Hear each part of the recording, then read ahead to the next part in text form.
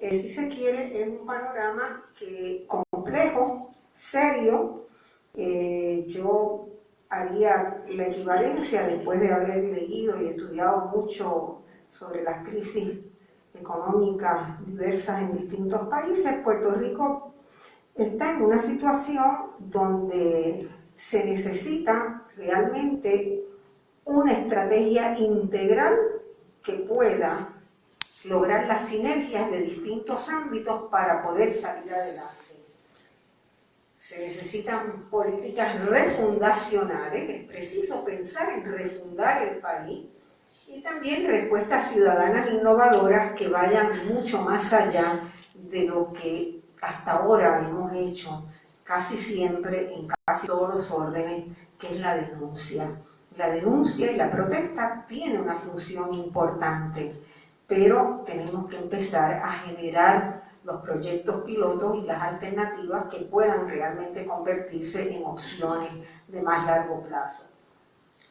En este momento hay un sector de la población, José lo explicó, yo añadiría que los estudios que se hicieron, los análisis que se hicieron en la preparación del informe de desarrollo humano muestran muy claramente, el mismo José lo realizó, muestran muy claramente que este periodo de crisis económica no ha impactado a todos por igual. Los sectores más pobres sufrieron una caída mucho más significativa que cualquier otro sector. Entonces nosotros tenemos un sector de la población de Puerto Rico que vive bajo el nivel de la línea de pobreza. Estamos hablando de entre un 45 y 50% de la población de Puerto Rico, dependiendo de cómo se mida, está en esa situación y tiene un riesgo muy grande de un peldaño mayor a partir de las políticas que se podría esperar que tuviéramos en los próximos años con la Junta de Control, que viene todavía a recortar más gastos. Es decir, tenemos casi la mitad de la población que va a tener dificultades reales de sobrevivir. Y nosotros no podemos hacernos de la vista larga y quedarnos con una pancarta en una calle, sino que tenemos que responsablemente desde las organizaciones sociales empezar a pensar cómo navegar esas aguas turbulentas y cómo asegurar que no tengamos realmente una tragedia humana en Puerto Rico. Tenemos que seguir denunciando estos abusos ¿verdad?, que genera el coloniaje, pero tenemos que ir creando también alternativas en el proceso y que esas alternativas puedan sentar la base para un nuevo proyecto de desarrollo económico y social integral en Puerto Rico. Esas alternativas, ¿verdad?, equivalen, yo creo, que son de la magnitud de lo que sería reconstruir un país después de una guerra o de un desastre natural. Entonces, si nos ubicamos en esa lógica de, tomemos por ejemplo lo que pasó en Europa después de la Segunda Guerra Mundial, ahí es muy interesante cómo el proceso de sociedades que estaban destruidas física, económica y socialmente se reconstruyen a través de prácticas ciudadanas que inducen a una nueva reflexión totalmente nueva y a un cambio paradigmático de cómo se aborda la cuestión del progreso o de la prosperidad desde la sociedad, ¿verdad? El análisis, voy a tomar el primer ejemplo de cómo una sociedad se recompone después de una crisis monumental, va a ser el de Francia después de la Segunda Guerra Mundial. Y Francia, el análisis de Francia es muy pertinente para plantearnos nosotros cómo recuperarnos en esta coyuntura que vivimos. Una de las primeras voces en Francia en plantear la necesidad de articular estrategias, medidas y políticas económicas, sociales y culturales en un proyecto integral, que le llamaron un proyecto integral de desarrollo, fue el padre dominico, un sacerdote dominico, Louis-Joseph Le Bret, el padre Le Bret más conocido, quien en el 41 fundó un movimiento muy importante de economía y humanismo. Y es la primera vez que se empieza, es la primera crítica contundente que hay en esa primera mitad del siglo XX, una crítica contundente hacia lo que ya se evidenciaba que era el legado del capitalismo, ¿verdad?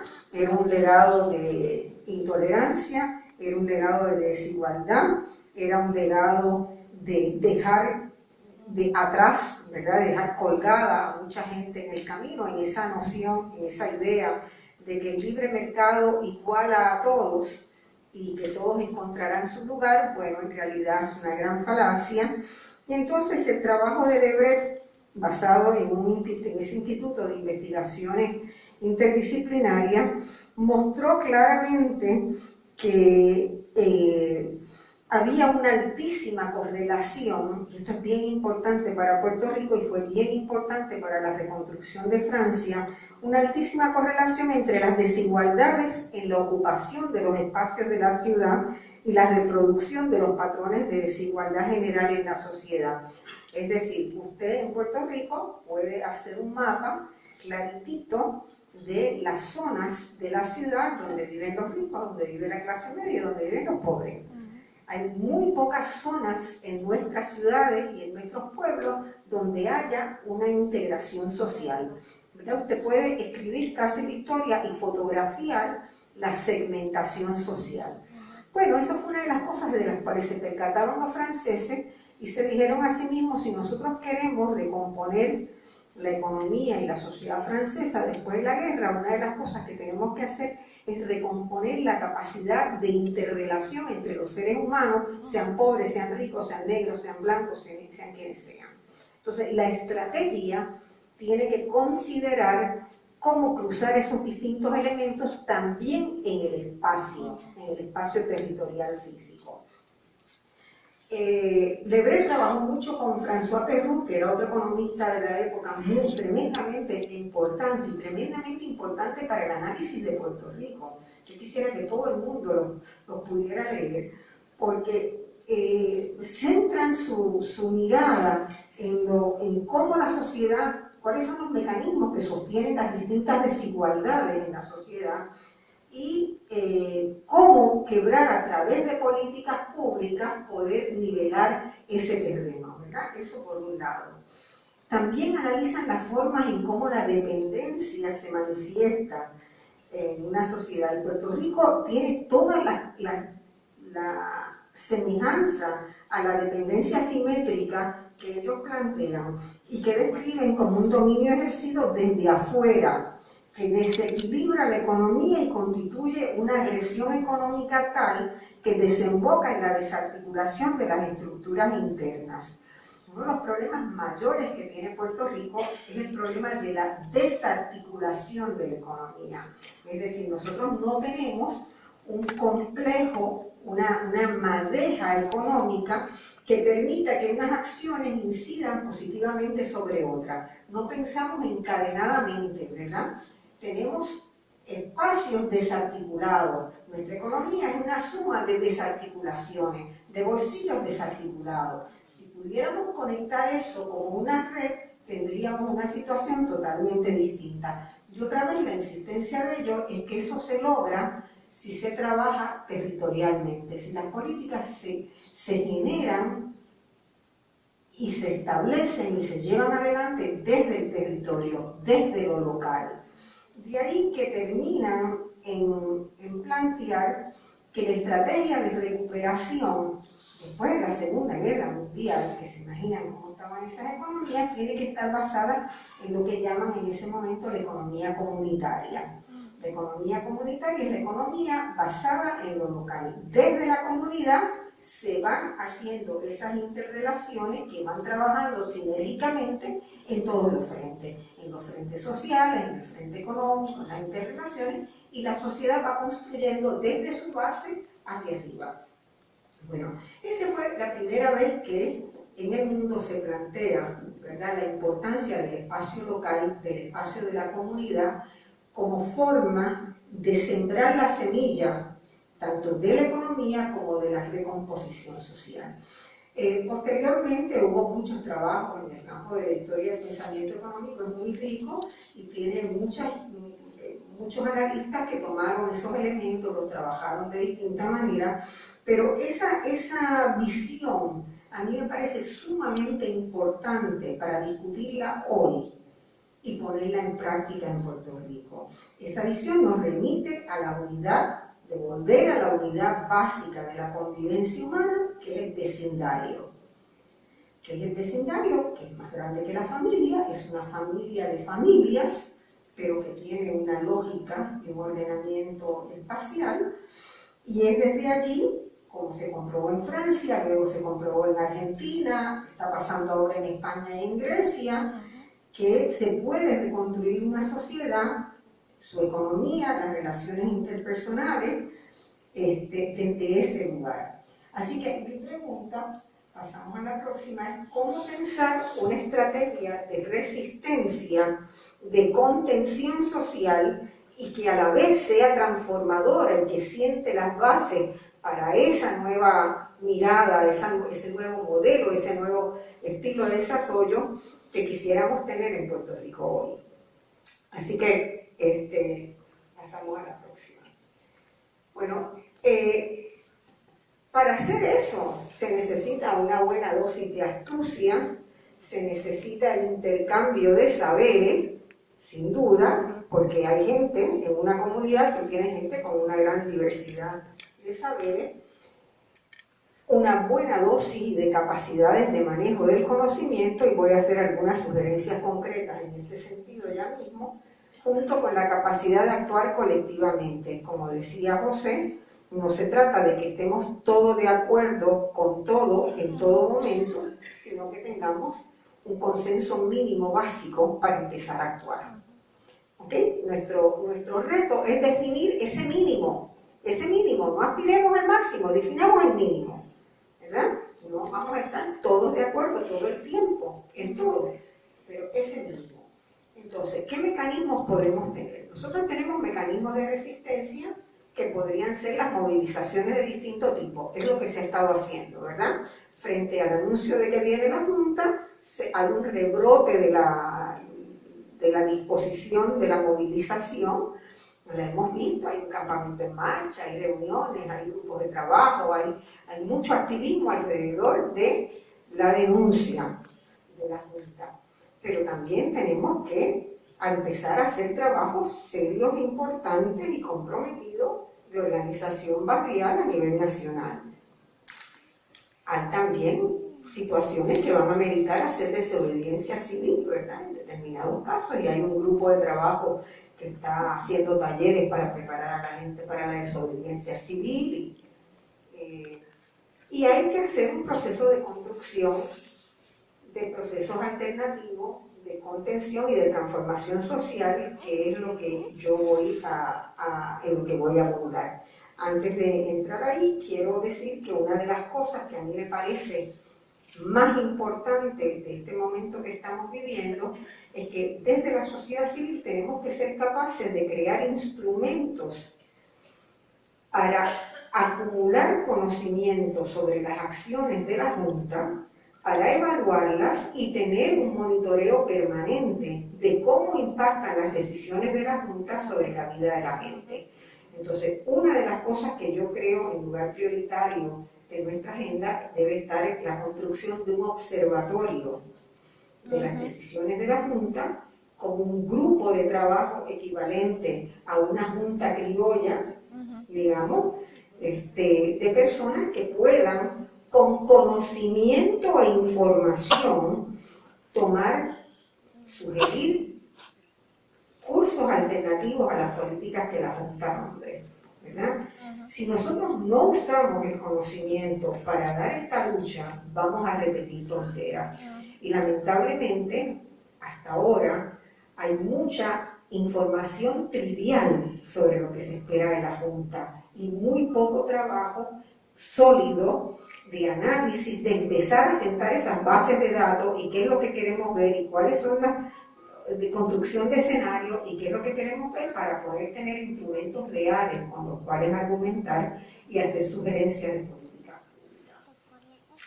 Bueno, vamos acá, José, yo no había hablado con él, se los dije, Pero una de las primeras líneas de acciones en ese proceso de generar alternativas y contención social para ese sector vulnerable de la población del país, que es de cerca del 50% de la población, está en plantearnos muy seriamente un proceso de reducción del consumo. Del consumo tonto, del consumo conspicuo, como se le ha llamado en algunas ocasiones, ¿verdad? Yo realmente creo que en una época de vacas flacas como la que tenemos, el consumo tiene que ser dirigido a lo esencial, ¿verdad? A lo esencial. Y que hay que impulsar campañas de reutilizar todo lo que se pueda reutilizar y enseñarle a la gente cómo hacerlo. O sea, no es meramente una campaña de medios que diga que te machaque, que reutilice, que reuse, que haga, sino enseñarles. Hay que generar talleres, materiales audiovisuales para usar en las comunidades de cómo se transforman cosas que tenemos en cosas que necesitamos a través de procesos sencillos, bien sea de comida, de ropa, de muebles, lo que sea, ¿verdad? Eso es reciclar y convertir a otros usos. En cuarto lugar, intercambiar lo que no necesitamos por lo que necesitamos. Y el caso más emblemático de cómo un país sale de una impresionante crisis financiera es el de la Argentina de finales de los 90, principios del 2000, ¿verdad?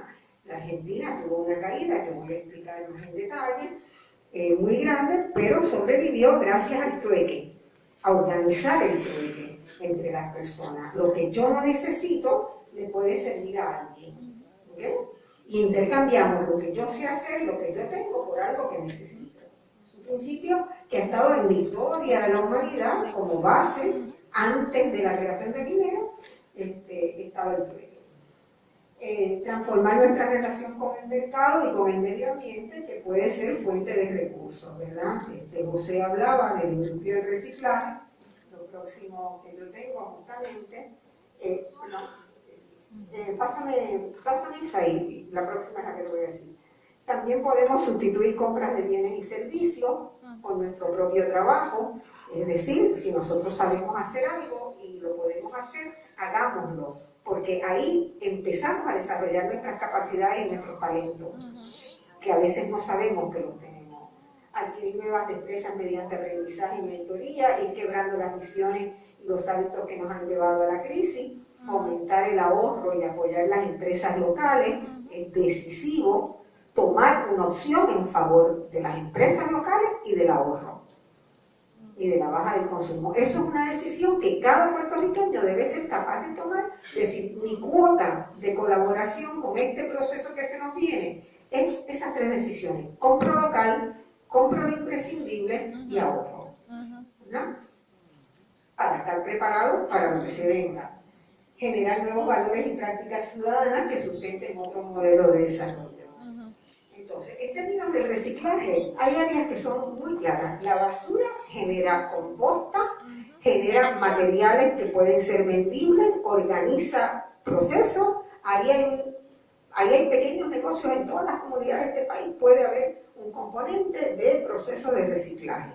Y eso puede ser fuente de ingresos para mucha gente. De muebles. Acá la gente cambia la casa y remodela cada tanto y cada tanto. Bueno, es pensable, es perfectamente factible que nosotros solamente usando, solamente teniendo, recibiendo los muebles que descartan las agencias de gobierno cada año, podemos generar 5 o 6 cooperativas regionales de transformar esos muebles y recolocarlos en el mercado. Pintura, cepillado, reparación. Esos están ahí, van a descarte a unas máquinas que los mueven y los hacen trizas. Una vez para comunidades especiales yo hice también el cálculo de cómo podríamos montar centros regionales de acopio de muebles que la gente y el gobierno y las empresas descartan y que pasen por un proceso de reciclado y que sean corridos por cooperativas locales, ¿verdad? Y los vuelvan a poner en el mercado renovados.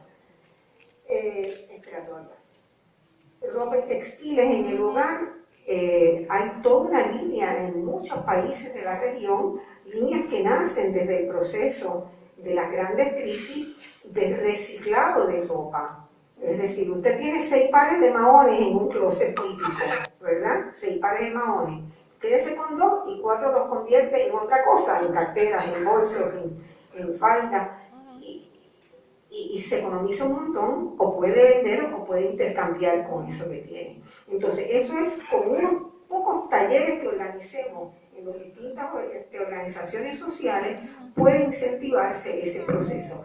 Y lo que ha pasado, por ejemplo, en Buenos Aires emergió como una potencia en el mundo de la moda en la última década, es que la gente durante el trueque, que se vio obligada a usar lo que sabía y a ponerlo, de repente empezó a diseñar cositas, las costureras hicieron esto quedó bien, empezaron a agruparse algunas y surgió una industria de la moda de gran nivel a partir de esa experiencia de tomar contacto en un trueque. Entonces, el reciclado de plástico, de papel, de aluminio, todo eso es recuperable y son recuperables por vía de organizar pequeñas empresas a nivel local. Bueno, y vamos entonces al trueque. El trueque, la definición de dinero es una definición muy sencilla que ustedes la van a tener en cualquier diccionario. Dinero es el acuerdo de un grupo de gente para que algo sea utilizado como unidad de valor y medio de pago. ¿Por qué la palabra salario? Porque la medida, lo que se usaba para darle valor, valorizar las cosas, era la sal. La sal era el medio contra el cual se valoraban las cosas. Tanta sal, más sal, menos sal, era el costo de algo. Entonces, en realidad, el dinero no existe, es una ficción. Es el acuerdo que entre un grupo de gente nos podamos poner de acuerdo. Si las personas que están en esta audiencia se ponen de acuerdo con que este papelito que me pasaron, que me dice que me quedan 15 minutos, aunque van 15, ya van 20, es el medio de pago, pues esto vale 15, digamos. Y uno más chiquito vale 7 y el otro más chiquito vale 5. Si nos ponemos de acuerdo que el papelito es amarillo o el papelito es verde, eso es un acuerdo de un valor de cambio. Entonces no hay que tenerle pánico a que si no tenemos dinero no somos nadie, ¿verdad? Y yo creo que la experiencia mundial que yo conozco que mejor ejemplifica eso fue la crisis de la Argentina, ¿verdad? En la economía de la Argentina, pásame a la próxima, en la economía de la Argentina, en la década de los 90, finales de la economía argentina de los 90, fue el retrato más fiel de la instalación de las políticas neoliberales en América Latina. O sea, Argentina hizo, con el gobierno de Menem, exactamente lo que el Fondo Monetario Internacional y el Banco Mundial le decían que hiciera. 1, 2, 3, 4.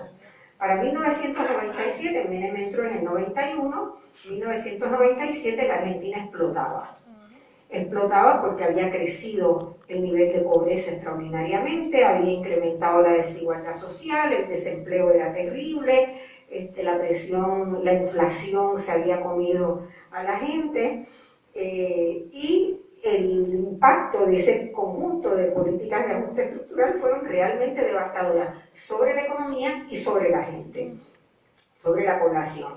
Para el 98 ya el desempleo era abrumador y el trueque apareció como una de las soluciones inmediatas a la falta de efectivo.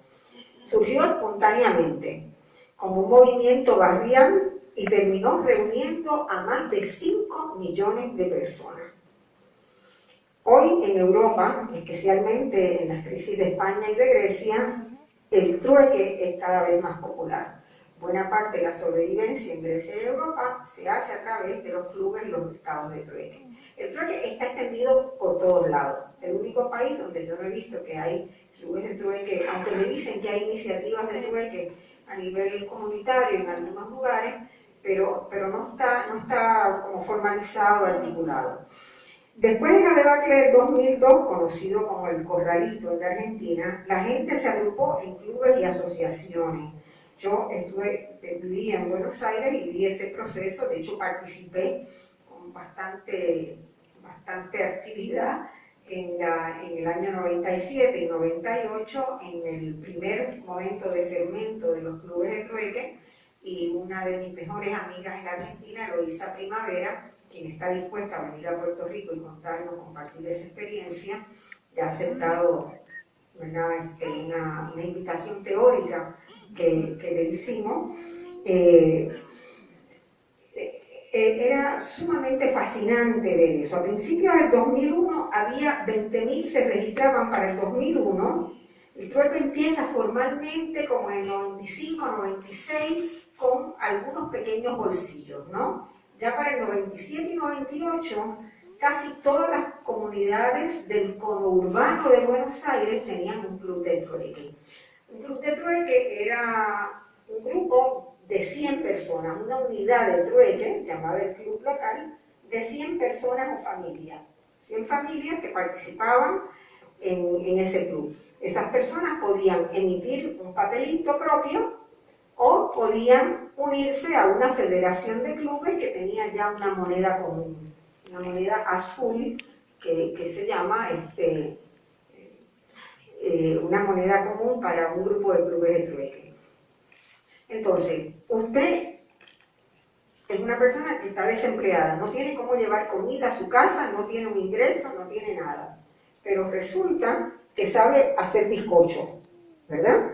Y que tiene la posibilidad de hacer unos buenos bizcochitos que los lleva al club. Entonces, el sábado o el día que la comunidad, que esas 100 personas acuerden, en un espacio que generalmente era el patio de una iglesia, un parque, un solar baldío, donde pudieran juntarse 100, 200 personas ahí, cada cual llevaba lo que tenía.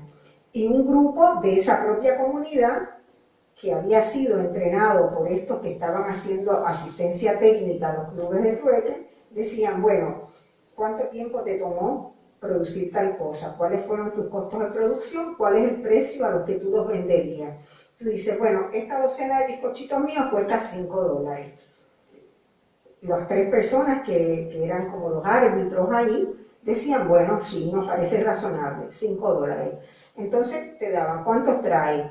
Pues yo traje hoy 10 bizcochitos. Bueno, pues tienes $50. $50 y le daban un papelito o varios papelitos de a 10 por $50 y tú ibas con tus papelitos. Y con ese papelito tú ibas y comprabas otra cosa. Ay, mira, hay un electricista y yo tengo un problema muy grande en mi casa y no puedo pagar al electricista que vaya. ¿Cuánto cuesta el electricista? Y el electricista dice, pues yo cobro $15 la hora y le puedo hacer ese trabajo por $15. Entonces le daba 3 valecitos al electricista y se quedaba con los que le quedaban. Y iba y así compraba, iba intercambiando los papelitos por lo que llevaba, ¿verdad? Por lo que él ofrecía, y los cambiaba por lo que necesitaba. Bueno, el estimado, tengo algunos números interesantes, a principios del 2001, cuando empezaba ya la crisis, digamos que estaba en un momento bastante vehemente, se recibían 20.000 solicitudes mensuales de adhesión a un club de trueque. Es decir, 20.000 personas solicitaban cada mes participar en el trueque. Año y medio más tarde, ya eran 5 millones de personas las que solicitaban entrar en el club del trueque. Entonces, ¿por qué pasó ahí? A partir de esa lógica más básica de la economía, el trueque veía, ¿verdad? Permitía a las personas que estaban viendo cómo se derrumbaban, cómo no podían llevar un plato de comida a su casa, cómo no podían continuar pagándole las clases de piano a la nena si las tenían, o las clases remediales a un hijo. Iban al club de trueque y allí encontraban qué llevar y que sustituían gasto. Es un proceso de sustitución de gasto. Y sí tengo algunas citas aquí. Rubén Gravera era el cómplice de Eloísa Primavera, esta amiga mía, y Rubén dice, lo que surgió a mediados de los 90 fue un refugio experimental que a fines de los 2000 había logrado agrupar unos pocos miles de personas. A principio los clubes fueron una red sin nodo central, que se dispararon y se multiplicaron. Es decir, no hay una coordinación central, cada comunidad se organiza para hacer su trueque, ¿verdad? Después empezaron un proceso de compartir experiencias, de evaluar cómo podían mejorar, de hacer algunos talleres de adiestramiento y prestarse recursos entre unos y otros. Lo más importante es que las experiencias cruzaban sectores sociales y prejuicios, porque en ese proceso en la Argentina la clase media colapsó, ¿verdad? Y la clase media cayó a niveles de pobreza que nunca había experimentado. Y en la clase media hay muchos técnicos y hay personas profesionales también. Había desde pintores hasta maestros de piano, o sea, todo tipo de gente. Y cada cual llevaba al trueque lo que tenía, lo que sabía hacer, lo que podía ofrecer. Los clubes tienen mucho de autogestión. Si nosotros lo vemos, ¿verdad?, dentro de la noción de autogestión, de que una comunidad asume la responsabilidad por su propio desarrollo y por su propio bienestar, el Club del Trueque es uno de los mejores ejemplos de autogestión que tenemos. Con la lógica, allá inicialmente eran muchas las mujeres. El trueque agarra en primera instancia a las mujeres, porque las mujeres son las que tienen que poner el plato de comida en la casa, ¿verdad? Entonces empiezan muchas mujeres, pero a partir del trueque se desarrollan liderazgos también. Y se desarrolla capacidad de negociación, capacidad de interpelación, muchas otras destrezas que están asociadas a ese proceso de hacer colectivamente. Entonces, tuvo también el efecto de conseguir que muchas mujeres pasaran a ocupar otros espacios que nunca habían tenido. Pero además era tan fuerte y tan precaria la situación del dinero que los municipios se vieron obligados a aceptar el trueque para el pago de impuestos municipales. Entonces, no puedes pagar tu impuesto municipal, bueno, pues yo puedo ir 3 días a la semana y limpiar tal cosa, o hacer un jardín, o hacer lo que fuera. Entonces, desde la sociedad se obliga al Estado, empezando por los municipios, después algunos de los impuestos federales, nacionales también en la Argentina, llegaron a poder participar del trueque. Por ejemplo, los pintores, artistas plásticos, podían pagar con obra impuestos. Y había un tasador, un experto tasador en arte, que decía, bueno, ¿cuánto es la planilla de usted este año? Usted tiene que pagar $2.500 de impuestos. Bueno, aceptamos obra plástica, que va a uno de los museos a cambio de... Pero fue desde la sociedad se fuerza al gobierno a entrar en el trueque. El trueque también contribuyó de una manera que a mí me parece muy importante en Puerto Rico, que era reducir el nivel de tensión y enfrentamiento que había. Yo tengo mucha preocupación de que la llegada de la Junta en Puerto Rico desate unas cuantas locuras, ¿verdad? Y que haya un estado, porque Puerto Rico es una sociedad crispada hoy. Cualquiera se altera por la cosa más pequeña, hay un estado de crispación. Bueno, los clubes de trueque, y hay varios estudios académicos que se hicieron, redujo el nivel de tensión y enfrentamiento.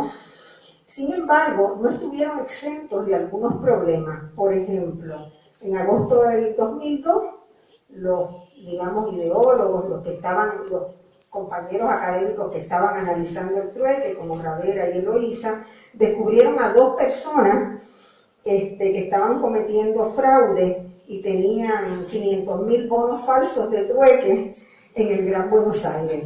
Enseguida apareció el listo, ¿verdad? La viveza criolla, como dicen ellos. Entonces tuvieron que tomar medidas. Pero ¿saben qué?